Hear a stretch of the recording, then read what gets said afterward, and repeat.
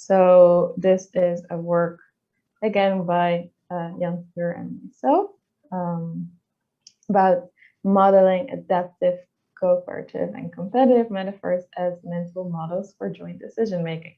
So we're combining a whole bunch of concepts here.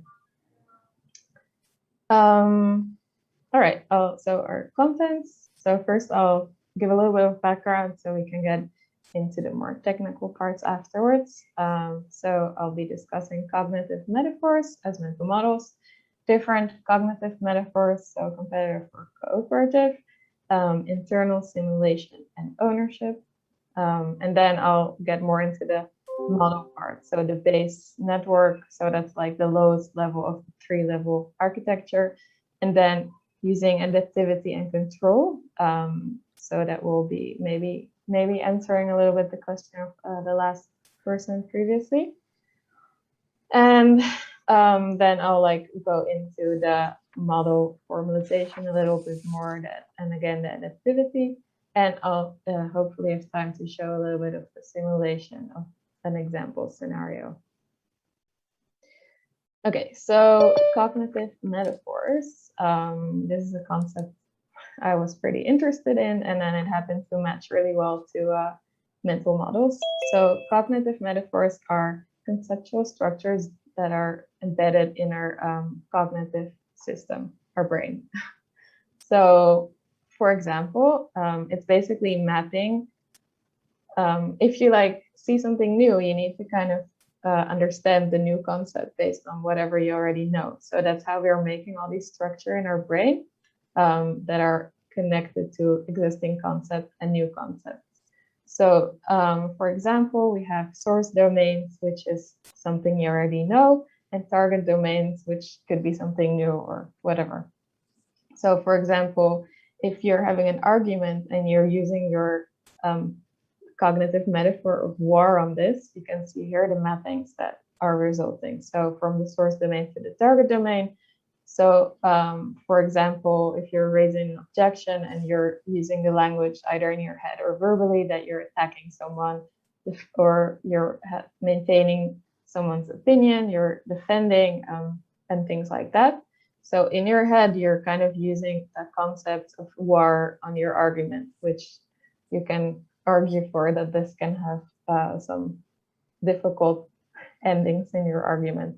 Well, if you're using, for example, a more another kind of more cooperative metaphor, such as dancing in your argument, you can say things like "it takes two to tango," stuff like that.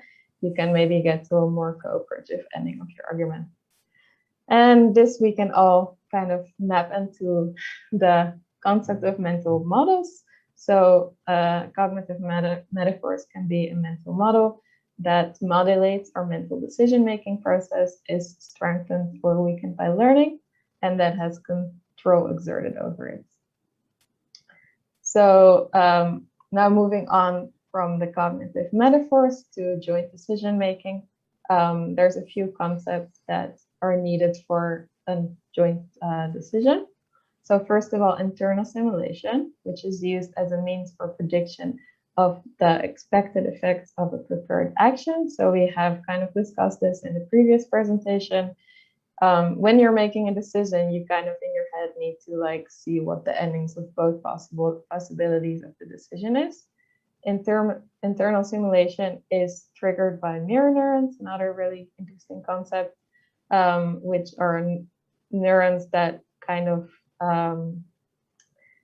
make possible actions in our body happen even though they're not actually happen. So they're kind of happening in your brain, and it also is for a person, another person. And this is one basis for empathic understanding of another person. So you can kind of mirror in your own brain what another person is thinking or doing without actually doing it yourself. And then we have ownership, which is kind of taking ownership of your own action. And that is another basis for empathic understanding. So a joint decision fulfills three parts. Both persons chose the same option, both persons feel good about it, and both persons have empathic understanding of how the other feels about it. And this empathic understanding is kind of built upon ownership and internal simulation. I'm now moving on to our base network of cognitive metaphors as mental models in joint decision making. So mental models we discussed in the previous presentation a bit, and metaphors and joint decision making I discussed now. So we're now combining these three concepts in this model here. So this is the base level, the lowest level of the three-level architecture. So I'll just highlight a few concepts. So the little box is kind of what happens internally. Then on the left, we have our world states, which is WS. SS is the sensor states, which is kind of the bridge between outside and inside our brain. Then we have SRS states, which is sensory representations. And then here we have a few other things. First of all, we have a metaphor state. This is a bit simplified because the metaphor state can be many different ones. So it can here be cooperative and competitive. And then here we have the ownership state. So if you remember about the action ownership, which is part of empathic understanding, we have a few different ones because you can have ownership over an emotion and an action that you're having yourself. And also these ownership states represent your ownership over your own actions and emotions and over the other person's actions and emotions. Again, to keep the picture viewable, we put it into one photo. And then preparation states is when you're preparing for an action or an emotion, which is the BO, and AC is the action. And then we have all the way on the right execution states or execution of communication, so ES and EC. So you can have an emotion with an action you're doing and you're actually doing the action. So I'll just go over the internal simulation.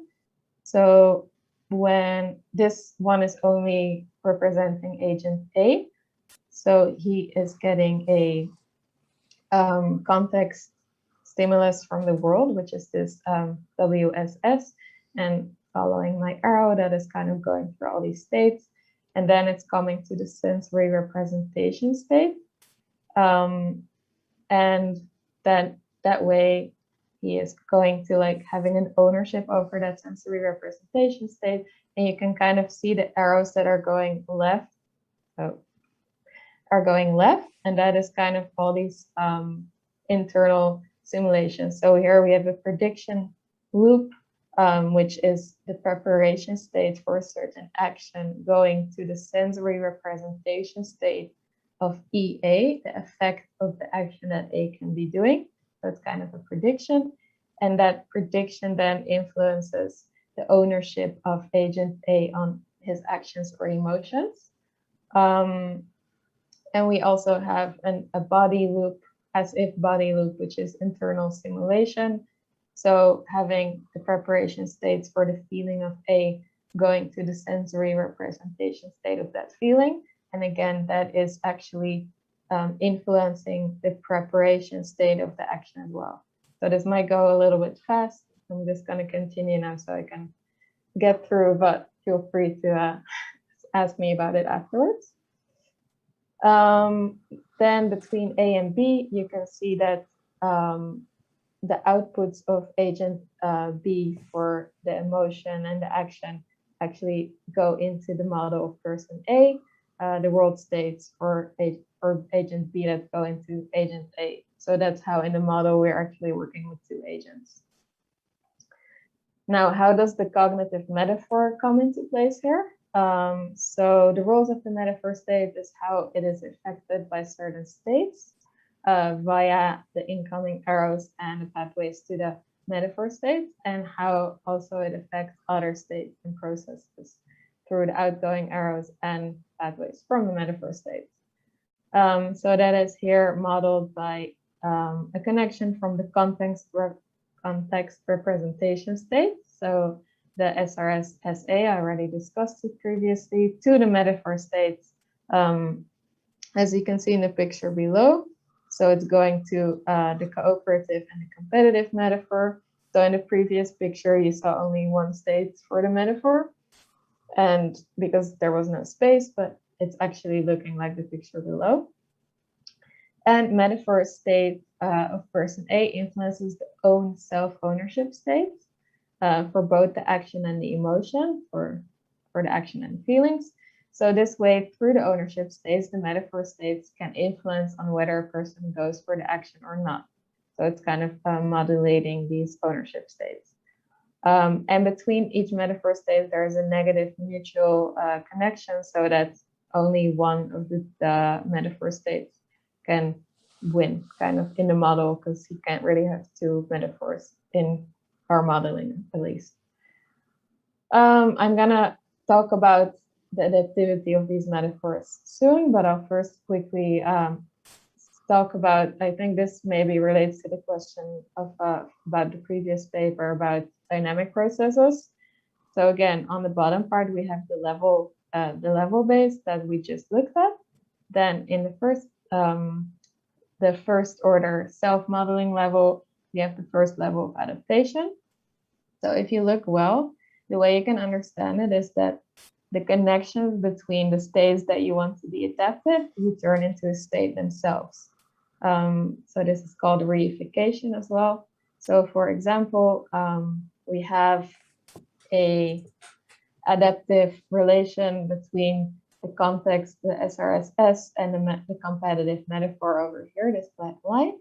So there is a state here, which is the first order self-modeling state between SRSS and the competitive metaphor, as you see in the name, and it has relationships from each state. So that way, the relationship is kind of objectified and influenced by each state. And then it has a downward connecting arrow to the state that is the kind of on the receiving end of the connection. So that's how we kind of made this cognitive architecture that allows for adaptivity over time. So when the states that influence this relationship are changed, then the adaptivity is also changed. And then we also have the second order level, which then you can kind of go on with 50 levels, but that becomes a bit complicated. But this HW metaphor is kind of an overall controlling state. This is a control level of how fast all of these are adapting. So this is a speed state. So this way you can kind of have the base level. On the middle first order level, you have all the adaptions, and on the top level, you control here the speed of those adaptions. For the metaphors, the way the adaptivity works. So for a cooperative approach, we make sure that the self-ownership is strengthened if the other person tends to go for the action, and is weakened if the other person tends to not go for it. And it's the opposite for the competitive approach. I'm going to go a little faster because I want to get to the simulation part. So basically, every time the cooperative and the competitive are kind of just the other way around. So the adaptive effects are modeled as follows. The cooperative metaphor state for metaphor cooperative by agent A increases the self-ownership states for the actions, for the feelings, the OSs. If the other person B tends to go for the action or the feeling, and decreases the ownership states if B tends to not go for the feeling for the action. So it's kind of going along with what B does, and the competitive metaphor again does the opposite. So how we modeled this? So I'm using as an example the cooperative metaphor. So for the cooperative case of the W states, which again, that is the middle level, the big W's. So these are these connections between the cooperative metaphors to the ownership of the action of agent A. So the linear scale mapping that we're using to the interval -1 to 1, it's monotonically increasing. So as follows, activation values of smaller than half for agent B doing a specific action. So for not doing a specific action, sorry, because it's smaller than a half, means that B doesn't want to do the action, are mapped onto negative activation values for these W states. And on the other hand, if the activation values are bigger than a half for agent B doing action A, AC, these are mapped onto positive activation values. So you will see in the simulation soon that I'll just quickly show that these W states can be positive and negative at the same time. Okay, so these are these graphs that you've also seen in a few of the previous presentations. So just quickly going over it, the thin lines are showing that B wanted to do action A from the beginning because they're going activated. And over here, the thick lines are agent A. So you can see that for until about 160, A did not want to do the action and B did, but we gave a cooperative metaphor. So in the end, after about 160, you see that A is actually activated their action A. So A and B are both doing it. And this brown line is actually the emphatic response of A to B's tendency for AC. So that's also getting activated. And this is like the first round. In the second round, you see that these emphatic responses are higher for A. And B is also showing an emphatic response for A's tendency of doing AC in the second round. So you can see that learning actually takes place. And this is the same scenario, but we kind of split up the states to see things better. So this is kind of more the metaphor and the adaptive part. So I'm again highlighting a few interesting parts. So the thick green line is the adaptation control states for both of them. So we're like kind of turning them on and off. And that means that the speed is going up and down. And then the thick red line is the metaphor activation states for the cooperative metaphor for A and the competitive metaphor for B, because that's what we gave them by putting the parameters in a specific way. And then, interestingly, as I said, the light blue thicker line is the adaptive weight of the connection. So that is those, I'm just quickly going to show for understanding it. The thicker light blue line is these kind of states. So as I said, they were mapped from -1 to 1. And you can see kind of how they're like adapting over time because the way that the decisions are being made. Because, for example, at some point A decides to do action AC because it's a cooperative person and B is doing that action, even though A didn't really want it from the beginning. So that kind of flips around the adaptivity of the metaphor. So that's maybe answering the question from before, how like over time with changing scenarios, the model can be adaptive. Okay, I think, yeah, just a quick summary. So we built upon this cognitive architecture of a self-modeling network to model joint decision-making with cognitive metaphors. And these cognitive metaphors were considered as mental models. And we have used internal simulation and ownership. And the model incorporated plasticity and metaplasticity, which means learning and control over learning. I think I just made it in time. So if there's any questions,